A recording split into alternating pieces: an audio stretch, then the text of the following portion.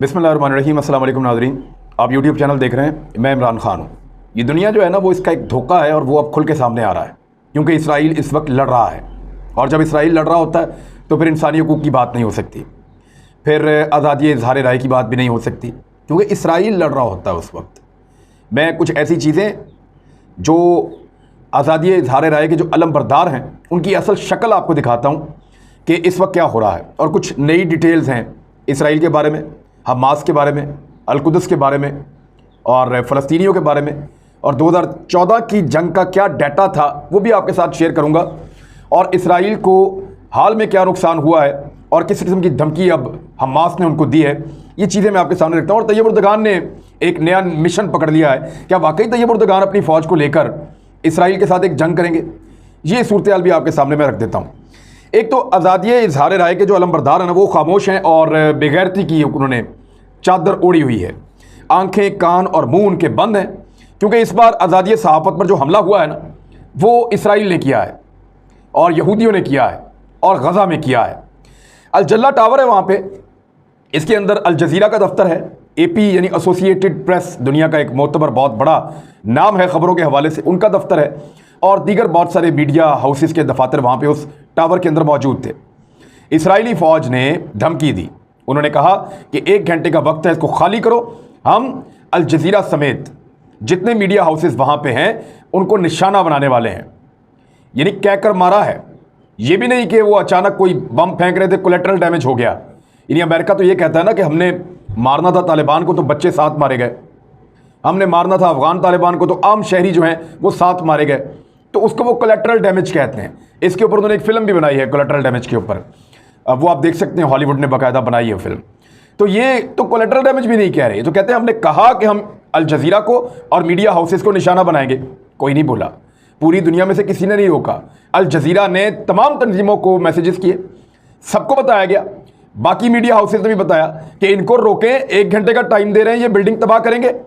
और फिर पूरे 1 घंटे के बाद उनको किसी ने नहीं रोका और उन्होंने उस बिल्डिंग को निशाना बनाया, क्योंकि यहाँ से अपलोडिंग होती थी, जितनी खबरें आती थी गज़ा में इसराइली हमलों की, बच्चों की शहादतें, बच्चों की लाशें, वहाँ जो तबाही इसराइल फैला रहा है, वो आम लोगों की ज़िंदगियाँ और उनके हालात के हवाले से दुनिया को बाखबर करने के लिए जितनी रिपोर्टें आ रही थी वो यहाँ से आ रही थी। और इसराइल को उसके हमायती ममालिक ने कहा कि हमारे मुल्कों में अवामी प्रेशर बहुत ज़्यादा बढ़ रहा है, क्योंकि गज़ा से आज़ाद मीडिया रिपोर्टिंग कर रहा है और वो जो करतूतें आप वहाँ पे कर रहे हैं, हमें तो कोई एतराज़ नहीं है, मारिए मुसलमानों को। फ्रांस ने कहा, बरतानिया ने कहा, अमेरिका ने कहा कि मारो मुसलमानों को जितना दिल करता है, लेकिन पता ना चलने दो। हमारी आवाम जब वो मनाजिर देखती है तो वो हमारे खिलाफ हो जाती है और वो एहतजाज करती है, जैसा कि लंदन में तारीखी नौयत का एहतजाज हुआ है। इसके मनाजिर अगर आप देखें तो आप हैरान हो जाएंगे कि कोरोना वायरस फैल रहा है, हालात उनके वहाँ पे कितने ख़राब हैं, लॉकडाउन जैसी सिचुएशन है, और उसके बावजूद लगभग 1 लाख के करीब कुछ लोग रिपोर्ट कर रहे हैं और हज़ारों तो उनका अपना मीडिया कह रहा है कि लोग निकले बहुत बड़ी तादाद में अपनी मर्जी से और उन्होंने निकलकर एहतजाज किया इसराइल के खिलाफ और फ़लस्तीनियों के हक़ में। ये मनाजिर देखने के बाद जो अल जज़ीरा पे चल रहे थे, वो मनाजिर देखने के बाद जो वहाँ पे इंडिपेंडेंट मीडिया रिपोर्ट कर रहा था, अल जल्ला टावर वो एक ऐसी जगह थी जहाँ से ये सारी चीज़ें अपलोडिंग हो रही थी। और इसराइल को ऐसा लगा कि अगर यहाँ पे करेंगे तो इनका बहुत सारा इक्विपमेंट हम तबाह कर देंगे, और अगर 1 घंटे का टाइम देंगे तो ये अपना सामान यहाँ से निकाल नहीं पाएंगे, ये अपनी जान बचाकर यहाँ से भागेंगे और वो सारा सामान हम जला के राख कर देंगे, उसको बम से तबाह कर देंगे। और उसके बाद फिर यहाँ पे मेयारी रिपोर्टिंग करने में जो इनको सामान दरकार है वो इनके पास मौजूद नहीं होगा। और फिर आपको पता है कि किस किस्म के जैमर्स उनके काम करते हैं, किस किस्म की टेक्नोलॉजी इसराइल के पास है। तो वो अब कवरेज को रोकने की कोशिश करेगा, लेकिन इसमें कोई भी दुनिया भर के अंदर जो आज़ादी सहाफ़त के अलमबरदार हैं बोले नहीं, वो मुल्क नहीं बोले जो आज़ादी सहाफ़त की बात करते हैं, आज़ादी इज़हार राय की बात करते हैं। पाकिस्तान से एक सहाफ़ी पाकिस्तान की फ़ौज या पाकिस्तान की गवर्नमेंट या पाकिस्तान के किसी इदारे के ख़िलाफ़ एक छोटी सी ट्वीट कर दे या ये शिकायत कर दे तो पूरी दुनिया में मातम शुरू हो जाता है। जुल्म कर दिया, जबर कर दिया, ये क्या कर दिया। यानी जस्टिफाइड नहीं है कि सहाफ़ी के ऊपर कहीं भी जुल्म किया जाए, चाहे पाकिस्तान में भी हो, कहीं पे भी हो। सहाफ़त जब आज़ाद होती है तभी बात बाहर निकलती है, लेकिन किसी को भी सूट नहीं करती, किसी की भी हुकूमत हो या कोई भी फ़ौज में हो, कोई भी फ़ौजी सरबराह हो, किसी को भी आज़ाद सहाफ़त जो है वो सूट नहीं करती, इवन बाद औक़ात अदलिया को भी नहीं करती। हर ताकतवर आदमी चाहता है कि उसके खिलाफ खबर ना छपे। तो ये बड़ा शोर मचाते हैं उस वक्त जब पाकिस्तान में कोई छोटी सी बात निकल आए। लेकिन इंडिया में आज तक उन्होंने कभी इंडिपेंडेंट जर्नलिज्म कश्मीर में नहीं होने दिया, आज तक नहीं बोले। फ़लस्तीन ने पूरी बिल्डिंग उड़ा दी मीडिया हाउसेस की, एक लफ्ज़ नहीं बोले। और ये क्यों हुआ ऐसा? लंदन का प्रोटेस्ट मैंने आपको बताया, अमेरिका में एहतजाज हो रहे हैं, यूरोप के कई मुल्कों में एहतजाज शुरू हो चुके हैं। अल जज़ीरा ने इस पर रद्द-ए-अमल दिया, उन्होंने कहा जी हम खामोश नहीं होंगे, हम चुप करके नहीं बैठेंगे। और एक मीडिया हाउस का यही रद्द-ए-अमल हो सकता है। हमास ने धमकी लगाई है कि हमारे पास अब ऑप्शन मौजूद है, हम इसका जवाब देंगे, अर्थक्वेक रद्द-ए-अमल होगा हमारा, और इसराइल एक पाँव पर खड़ा होकर इंतजार करें। अर्थक्वेक कहते हैं जल्जले को, वो कह रहे हैं हम जल्जला ले आएंगे, भूचाल मचा देंगे, एक ऐसा अटैक करेंगे और इसका हम बदला लेंगे जो ये मीडिया हाउसेस को तबाह किया है। 10,000 फ़लस्तीनी अब तक नकल मकानी कर गए हैं गज़ा से, और जो रॉकेट फायर किए गए हैं अब तक हमास की जानिब से उनकी तादाद 2500 से ज़्यादा हो गई है, और इनमें 9 इसराइली अब तक की इतलात के मुताबिक मारे गए हैं। दूसरी जानिब 150 के करीब फ़लस्तीनी शहीद हो गए हैं, जिनमें 40 के करीब बच्चे हैं और 1000 से ज़ायद ज़ख्मी हो चुके हैं। और एक चीज़ मैं आपको और बताऊं, फ्रांस एक ऐसा मुल्क जो आज़ादी इज़हार राय के नाम पे रहमतुल्लिल आलमीन नबी अकरम सल्लल्लाहु अलैहि वसल्लम की शान में गुस्ताखी की नाउज़ुबिल्लाह इजाज़त देता है अपने शहरियों को, और इससे दुनिया में मौजूद लगभग जो 2 अरब लोग हैं उनके दिल दुखते हैं, मुसलमान पूरी उम्मा के दिल दुखते हैं और बड़ी तकलीफ़ होती है हमें। लेकिन वो कहता है ये आज़ादी इज़हार राय है, और उसके नाम के ऊपर रहमतुल्लिल आलमीन हज़रत मोहम्मद सल्लल्लाहु अलैहि वसल्लम की शान में गुस्ताखी की नाउज़ुबिल्लाह इजाज़त देता है अपने लोगों को। अब इतना बड़ा आज़ादी इज़हार राय का अलमबरदार फ्रांस, उसने क्या किया? उसने फ़लस्तीनियों के हक़ में किसी किस्म का भी एहतजाज करने और मुज़ाहरा करने से मना कर दिया है। उसने कहा जी हमारे मुल्क के अंदर फ़लस्तीनियों के हक़ के लिए कोई मुज़ाहरा हम नहीं होने देंगे, क्योंकि इससे यहूदियों की दिल आज़ारी होती है, जो टोटल 1.5 करोड़ भी नहीं है इस दुनिया में। यानी मुसलमान जिनकी आबादी 200 करोड़ के लगभग है, उनके दिल की कोई परवाह नहीं, उनकी तकलीफ़ की कोई परवाह नहीं। ये 1.5 करोड़ यहूदी हैं, इनका दिल ना दुख जाए, लिहाजा फ़लस्तीनियों को यहाँ पे हम एहतजाज नहीं करने देंगे, और फ़लस्तीनियों के हक़ में एहतजाज किसी को भी नहीं करने देंगे। सख्ती से मना कर दिया फ्रांस ने। इसराइल के अंदर जो यहूदी रहते हैं वो टोटल 68 लाख हैं, और जो इसराइल से बाहर रहते हैं उनमें से अक्सरियत यहूदियों की इस बात की हामी नहीं है कि फ़लस्तीनियों के ऊपर अटैक किया जाए। यहूदी खुद उसकी मजम्मत कर रहे हैं, ईसाई भी मजम्मत कर रहे हैं, अवाम की सतह के ऊपर इस वक्त मजम्मत हो रही है पूरी दुनिया में, चाहे वो ईसाई हैं, चाहे वो मुसलमान हैं, चाहे वो यहूदी हैं, लोग इसकी मजम्मत कर रहे हैं अवामी सतह के ऊपर कि आप एक कम्युनिटी को बंद करके उनके ऊपर आप बम्बारमेंट कर रहे हैं। लेकिन ये जो हुक्मरान तबका है, चाहे मुसलमानों का है, चाहे ईसाइयों का है, चाहे हिंदुओं का है, ये सारे के सारे इसराइल के गुलाम हैं और उसके हाथ के नीचे इकट्ठे होकर उसकी मर्जी चलने दे रहे हैं। और जो चंद मुसलमान ये चाहते हैं, या चंद मुसलमान हुक्मरान ये चाहते हैं कि इसराइल को रोका जाए, वो सिर्फ इसलिए मजबूर हैं कि वो अकेले ये लड़ाई लड़ते हैं तो पूरी दुनिया उनके खिलाफ हो जाती है, और वो दुनिया में अकेले रह जाते हैं और उनकी अपनी कौम पूरी तरह तबाह हो जाती है। यानी अगर तैयब उर्दगान से लोगों ने उम्मीद बांधी हुई है, उन्होंने स्टेटमेंट भी बड़े अच्छे दिए कि मस्जिद अक्सा की हिफाजत हमारी जिम्मेदारी है और उसकी तरफ बढ़ने वाले हाथों को हम तोड़ देंगे। लेकिन आपको याद होगा मारमरा एक जहाज़ गया था, और ये गालिबन यही नाम था, तुर्की ने भेजा था इमदाद देकर, पाकिस्तानी सहाफ़ी भी थे उसमें, तलत हुसैन साहब। तो ये जहाज़ जब इसराइल गया था तो इसको पकड़ लिया था इसराइलियों ने, क्योंकि ये गज़ा के जो मुतासरीन हैं उनकी मदद के लिए जा रहा था। तो इनको पकड़ लिया इसराइलियों ने, और कुछ तुर्किश लोग जो हैं उनको शहीद भी कर दिया था। लेकिन तुर्की ने उस वक्त भी जंग नहीं की थी, हालांकि तुर्की का जहाज़ पकड़ लिया, तुर्की के लोगों को शहीद कर दिया, और वो गज़ा जा रहे थे, वो कोई इसराइल में नहीं जा रहे थे, और वो उसको तस्लीम करते हैं। लिहाजा तुर्की ने उस वक्त जंग नहीं की, तुर्की ने बाद में भी जंग नहीं की, तुर्की जंग अब भी नहीं करेगा।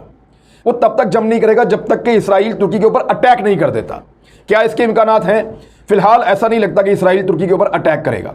तुर्की ये चाहता है कि मुसलमान मुल्क सारे इकट्ठे हो जाएं, पाकिस्तान भी यही चाहता है सारे मुसलमान मुल्क इकट्ठे हो जाएं, ख़ास तौर पे अरब, और ये मिलकर दुनिया को पैगाम दें कि जनाब बस बहुत हो गई, इन फ़लस्तीनियों को जीने का हक़ दे दें, और एक आलमी फ़ोर्स बनाकर फ़लस्तीन भिजवाई जाए, गज़ा भिजवाई जाए, जो इस बात को इंश्योर करे कि इसराइली अब उनके ऊपर अटैक नहीं करेंगे। लेकिन ऐसा होता हुआ दिखाई नहीं दे रहा।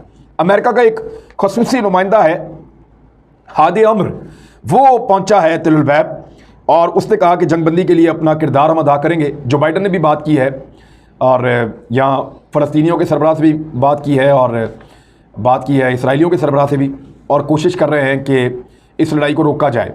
लेकिन ये सिर्फ दिखावा है, एक्चुअली अमेरिका पूरी तरह से इसराइल के साथ खड़ा है और हर वो कदम उठा रहा है जिसमें इसराइल फ़लस्तीनियों का मैक्सिमम नुकसान कर सके।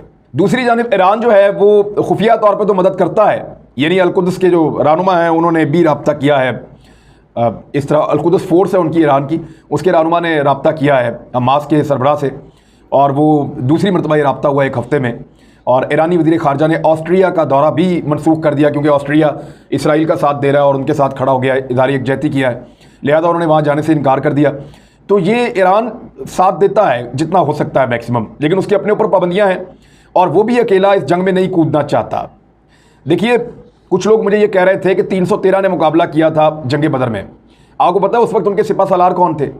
नबी अकरम सल्लल्लाहु अलैहि वसल्लम।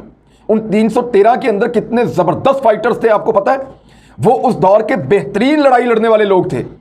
हज़रत अली रज़ी अल्लाह तआला अन्हु वहाँ पे मौजूद थे, वहाँ पे हज़रत अमीर हमज़ा मौजूद थे रज़ी अल्लाह तआला अन्हु, और बड़े जलीलुल कदर सहाबा मौजूद थे जो ताकत में और लड़ाई के मैदान में कोई सानी नहीं रखते थे। वो 313 कमज़ोर लोग नहीं थे, वो अपने दौर के बेहतरीन लड़ाका थे, इसलिए उन्होंने मुकाबला किया। और उनके सिपह सालार नबी अकरम सल्लल्लाहु अलैहि वसल्लम थे रहमतुल लिल आलमीन, और उनके साथ अल्लाह की मदद थी। क्या नबी अकरम सल्लल्लाहु अलैहि वसल्लम अगले गज़वात के अंदर नहीं थे? गज़वा उहद में मुसलमानों को नुकसान हुआ क्योंकि वहाँ पे उन्होंने अपना डिसिप्लिन तोड़ दिया। तो डिसिप्लिन के साथ, इत्तफाक के साथ, इत्तेहाद के साथ, तैयारी के साथ, बेहतरीन लड़ाई की हिकमत अमली के साथ और बेहतरीन लड़ाई की सलाहियत के साथ ही आप जंग जीत सकते हैं। मुसलमान बेशुमार जंगें हारे हैं और बेशुमार जीते हैं। बहुत थोड़ी तादाद में बहुत बड़े बड़े दुश्मनों को हराया मुसलमानों ने, सिर्फ अपने इत्तफाक, अपने हुस्न सलूक, अपने जज्बा शहादत और एक दूसरे के साथ मिलकर प्लानिंग के साथ लड़ने की वजह से। और क्योंकि इनके घोड़े तैयार होते थे, ये अरब जो लड़ने के लिए निकले तो इनको कई पहरों तक भूखा लड़ने की आदत थी, इनका स्टेमिना बहुत ज़्यादा था, ये लड़ाई में बहुत जदीद थे, ये ज़्यादा फुर्तीले थे, ज़्यादा अच्छा लड़ते थे, ज़्यादा देर तक लड़ सकते थे, इनके घोड़े बेहतर थे, इनकी सवारियाँ बेहतर थीं, इनकी जंगी हिकमत अमली बेहतर थी। दो सुपर पावर ने दोनों उड़ा दी और खुद सुपर पावर बन गए।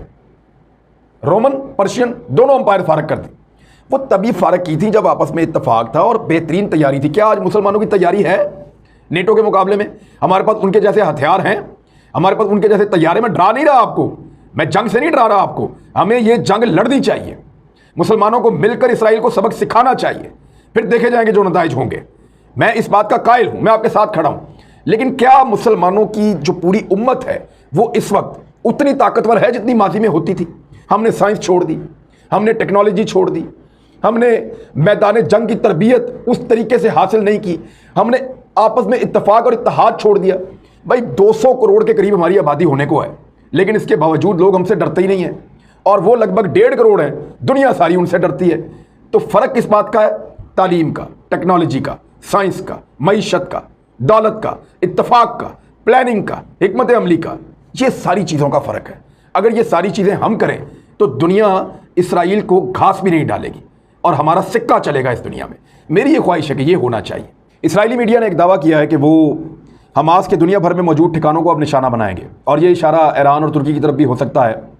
ये लबनान, उर्दन और शाम के ऊपर भी अटैक कर सकते हैं क्योंकि उनके पास अभी ताकत है, अमेरिका उनकी मदद के लिए पहुँच गया है। तो वो इस किस्म के हमले करेंगे और हमास को निशाना बनाने के बहाने मुख्तलिफ जगहों के ऊपर आने वाले वक्त में पंगे करते रहेंगे, ऐसा दिखाई दे रहा है। दूसरा, जो हमास के कुछ रॉकेट हैं वो तेल बैब तक पहुँचे हैं, वहाँ पे गिरे हैं, आग भी लगी है, कुछ तबाही फैली है, ज़्यादा नहीं। ज़्यादा रॉकेट जो हैं उनको, जो उनका आयरन डूम सिस्टम है, एंटी एयर डिफेंस, जो एयर डिफेंस सिस्टम है उनका इसराइल का, वो तबाह कर देता है। लिहाजा ये तेल बैब लगभग कोई 70 किलोमीटर दूर है।